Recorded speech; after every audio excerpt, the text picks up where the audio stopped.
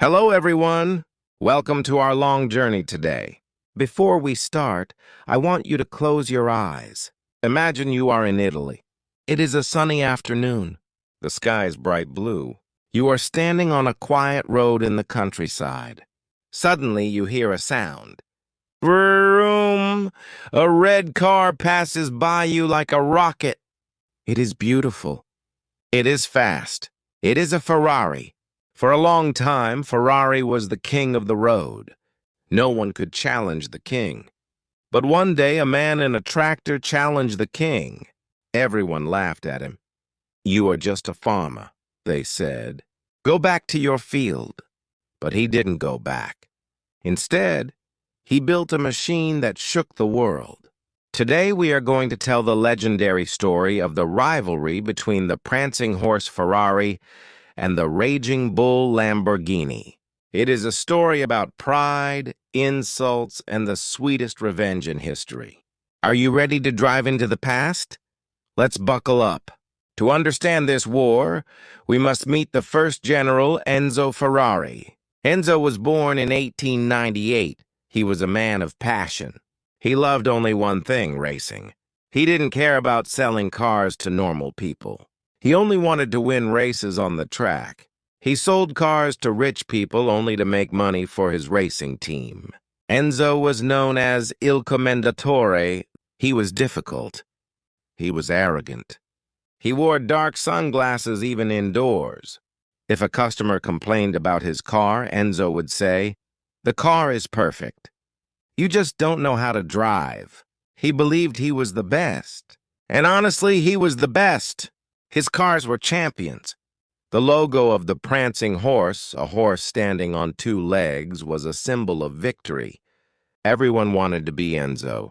Everyone wanted to drive a Ferrari, including a rich man named Ferruccio. Now let's meet our hero, Ferruccio Lamborghini. Ferruccio was born in a small village. His parents were grape farmers. From a young age, Ferruccio was different. He didn't like farming. He liked machines. While other kids played with balls, Ferruccio played with tractor engines. He could fix anything. During World War II, he was a mechanic for the Air Force. He was stationed on the island of Rhodes. There were no spare parts on the island. So Ferruccio became a magician. He fixed trucks, cars, and planes using scrap metal. He learned how to make engines work even in the worst conditions. After the war, Italy was destroyed. The farmers needed tractors to rebuild the country. But tractors were too expensive. Ferruccio had a brilliant idea. He took old military vehicles left by the army and turned them into tractors. They were cheap, strong, and powerful. His business exploded. He became very, very rich. By the early 1960s, he had everything: money, a beautiful house, and a love for fast cars.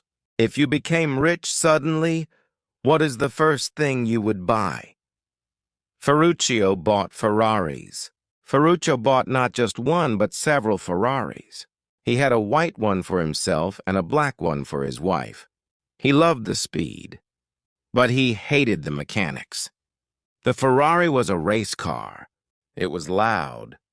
It was uncomfortable. The engine was too hot. But the biggest problem was the clutch. Every time Ferruccio drove fast, the clutch would break. He had to go to the Ferrari factory in Maranello to fix it. They charged him a lot of money, and he had to wait for hours. One day the clutch broke again. Ferruccio was frustrated. He was a mechanic himself, remember? So he decided to fix it himself. He asked his tractor mechanics to take apart the Ferrari engine. When they opened the car, Ferruccio was shocked. He looked at the broken clutch. It looked familiar. Very familiar. He checked the part number. He realized that the clutch in the expensive Ferrari was exactly the same clutch he used in his cheap tractors. The only difference was the price. Ferrari charged 10 times more for the same part. Ferruccio was furious. He felt cheated. Have you ever discovered that a luxury brand was using cheap parts? How did that make you feel? Ferruccio was not a man to stay quiet. He drove to the Ferrari factory. He demanded to speak to Enzo Ferrari. Usually Enzo did not meet customers. But Ferruccio was a VIP client, so Enzo agreed. The meeting was short, and it was cold. Ferruccio said, "Enzo, your cars are garbage. The clutch breaks all the time. You are using tractor parts." Enzo Ferrari adjusted his dark sunglasses. He looked down at Ferruccio. He didn't apologize. He didn't explain. Instead, he said the sentence that changed history. "The problem is not with the car. The problem is the driver. You are just a tractor driver. You know nothing about sports cars. Go back to your farm." Silence. It was the ultimate insult. Enzo thought Ferruccio would go home and cry, but Ferruccio turned red with anger. He walked out of the room and slammed the door. As he drove home, he made a vow. "I will show you. I will build a sports car better than yours, and I will beat you." When Ferruccio told people he was going to build a car to beat Ferrari, everyone laughed. "You are crazy," they said. "Ferrari is a legend. You make tractors." It was like a hamburger shop saying they would make better food than a 3-star Michelin chef. But Ferruccio was serious. He had money, and he had anger. He built a new factory just 20 minutes away from Ferrari's factory. He needed the best engineers. So, what did he do? He went to Ferrari's fired employees. He hired Giotto Bizzarini, a genius engineer who had worked on the famous Ferrari GTO. Ferruccio told Bizzarini, "I want a V12 engine, but not a race car engine. I want a smooth, powerful engine for the road." He paid Bizzarini a bonus for every extra horsepower he could produce. The team worked day and night. They were fueled by the desire to prove Enzo wrong. Ferruccio was there every day, checking every detail. He wanted perfection. Do you think anger is a good motivation? Can negative feelings create positive results? This is a funny story that not many people know. It was 1963. The Turin Motor Show was coming. Lamborghini had to show his first car, the 350 GTV, to the world. The car body was beautiful. It was sleek, modern, and elegant. But there was a huge problem. The engine was not ready. The new V12 engine was too big. It didn't fit under the hood of the car. The show was tomorrow. There was no time to redesign the car. So, do you know what Ferruccio did? He filled the front of the car with bricks. Yes, regular building bricks. He put bricks inside to give the car the right weight so it wouldn't look too high. Then he locked the hood. At the motor show, he stood in front of the car. Journalists asked, "Can we see the engine?" Ferruccio smiled and said, "Oh, I'm sorry. We lost the key to the hood." He sold the car without an engine. He sold a dream. This shows his confidence. He knew he could fix it later. And he did. Lamborghini's first cars were good.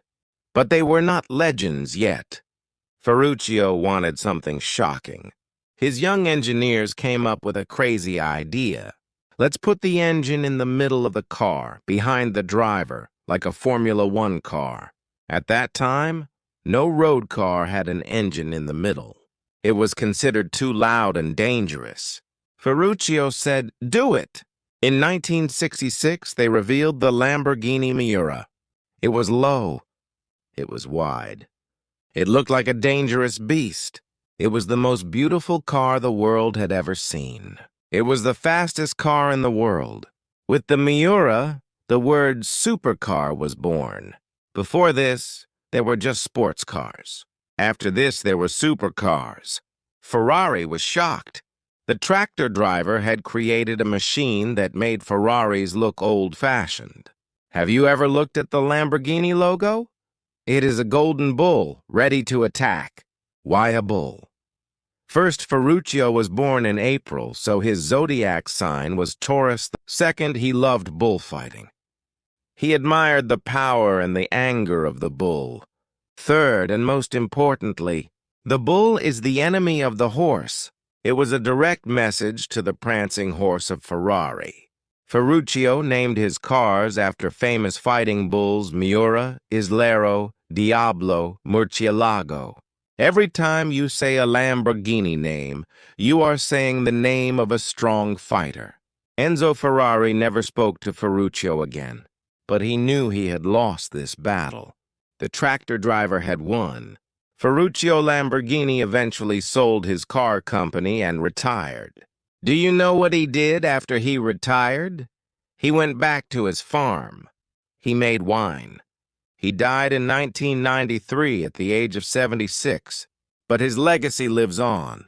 Because of one insult, because of one broken clutch, the world got the most exciting cars in history. If Enzo Ferrari had been polite that day, if he had said, "I'm sorry, mister. Lamborghini, let me fix your clutch," then Lamborghini cars would not exist today. We would only have tractors. Sometimes our enemies are our best helpers. Sometimes an insult is the fuel we need to reach the stars. Is there someone who told you you can't do it? Don't be sad. Be like Ferruccio. Use that anger. Build your own Lamborghini. Thank you for joining me. I hope you enjoyed the speed in the story. See you in the next episode.